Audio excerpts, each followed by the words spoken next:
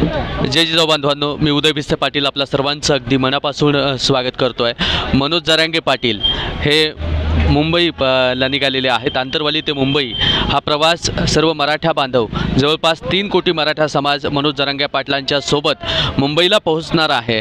आणि ही तरुण जी मंडळी आहे, आपण बघितलं की बीडमध्ये वेगवेगळ्या राजकीय घडामोडी घडल्या आणि महाराष्ट्राचं लक्ष काही दिवसापूर्वी बीड जिल्ह्यावरती होतं। आणि कारण बीडमध्ये जे काही हिंसाचार झाला तो हिंसाचारसुद्धा मराठ्यांनी न केला तरीसुद्धा मराठ्यांची नावं आली। त्यावेळेस आपण विचारूया की या बांधवांना बीडच्या सध्या तुम्हाला काय वाटतं आणि ह्या बीडचे जे काही प्रश्न आहेत त्याच्याविषयी तुम्हाला काय बोलायचं आहे? बीडच्या प्रश्नापेक्षा आम्हाला मराठा समाजाचा आरक्षणाचा मुद्दा हा महत्त्वाचा वाटतो।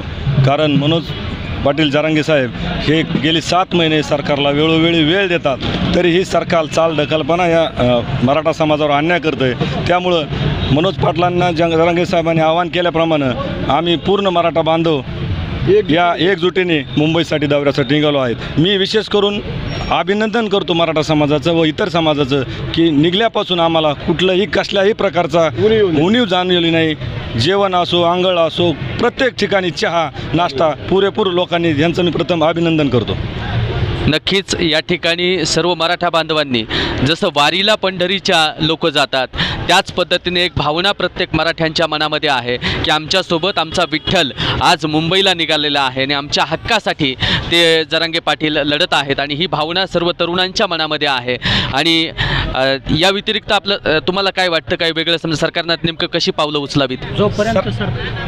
जोपर्यंत सरकार आम्हाला आरक्षण देत नाही तोपर्यंत आम्ही 1 महिन्याचं राशन गाडीमध्ये भरून आणलेलं आहे। त्यात सगळं असं गॅस हे ते सर्व काही आम्ही ज्या पूर्ण ताकदीने आलेलो आहेत। जोपर्यंत आम्हाला आरक्षण भेटणार नाही तोपर्यंत आम्ही तिथून हलणार नाही, मुंबई सोडणार नाही।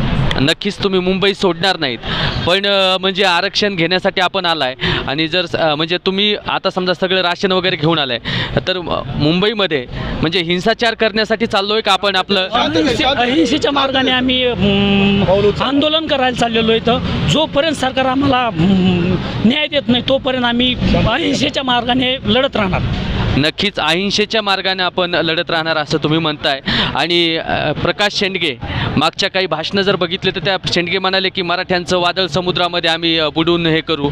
तुम्हाला त्याविषयी काय म्हणायचं? अशा व्यक्तीविषयी काही आम्ही आमचा कमीपणा करून घेणार नाही, त्या व्यक्तीविषयी बोलून काही।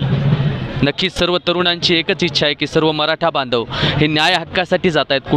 कुठल्याही समाजाला, कुठल्याही जातीला किंवा कोणालाही विरोध म्हणून आम्ही जात नाही, तर आम्ही आमचा हक्क मागण्यासाठी जातो आहोत।